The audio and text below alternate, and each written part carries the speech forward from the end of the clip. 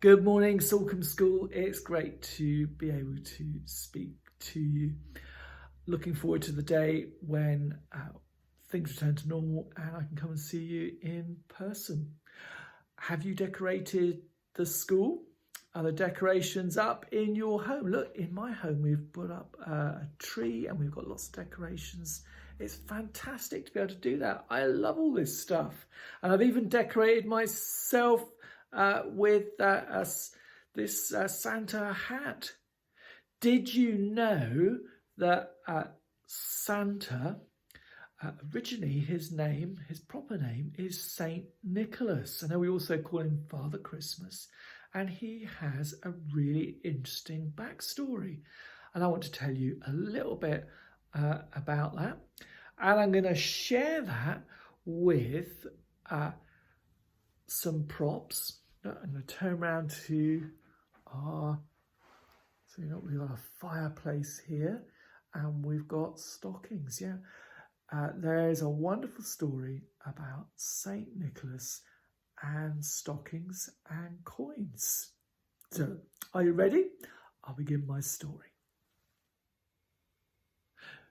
Centuries ago, when the world was run by the Romans, in what we might call Turkey, or was then known as Asia Minor, in the seaside city of Myra, there lived this really strong believer in Jesus who was actually a minister, what we might call a bishop. He was someone who looked after lots of churches, and his name was Nicholas.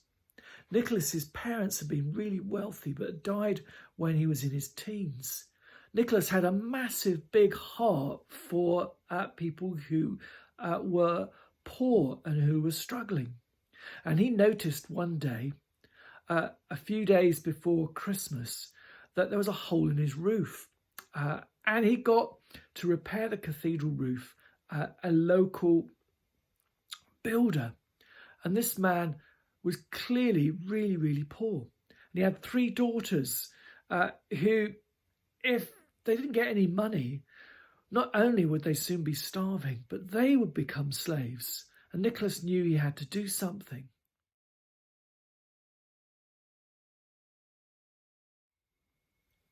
So Nicholas took some of his money and he decided he was going to make a secret visit to that family where there was only dad and 3 daughters. Mum had sadly died, and he was going to provide them with money, not only to have a Christmas meal, but to have enough money so that they could actually have a proper and decent life. Now, that was going to take some ingenuity because he wanted to do it by surprise. So having taken this pot of funds, he went round the house, saw that the windows were closed, the shutters locked, the doors locked. How is he going to get into this house? Can you think how might someone like St. Nicholas break into a house? I mean, it's not something that vicars normally do, you see, but how is he going to break into this house and secretly plant this money?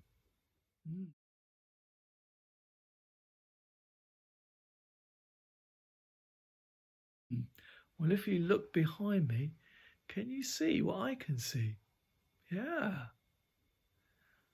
I bet some of you have already figured it out.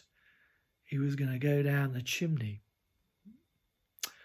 A tradition that he seems to have kept up ever since.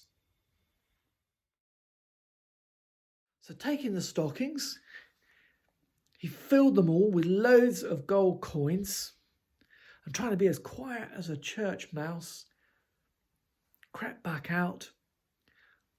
Christmas morning came.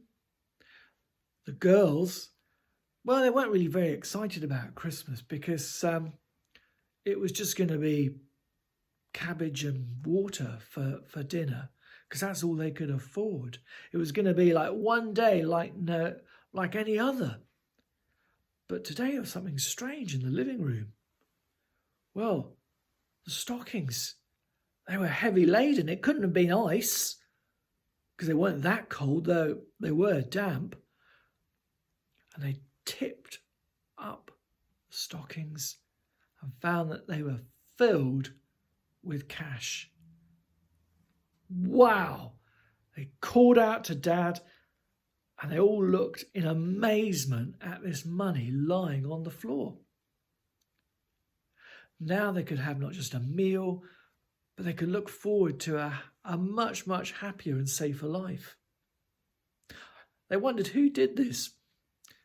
Dad had an idea. He thought he might know who was up to doing something as adventurous and as generous as that. Well, small towns, news travels. And very soon, everyone heard about this. And you know what? The next Christmas, more stockings were filled mysteriously. Occasionally, people heard a little bit of a rumble down the chimney, bit of a ho, ho, ho.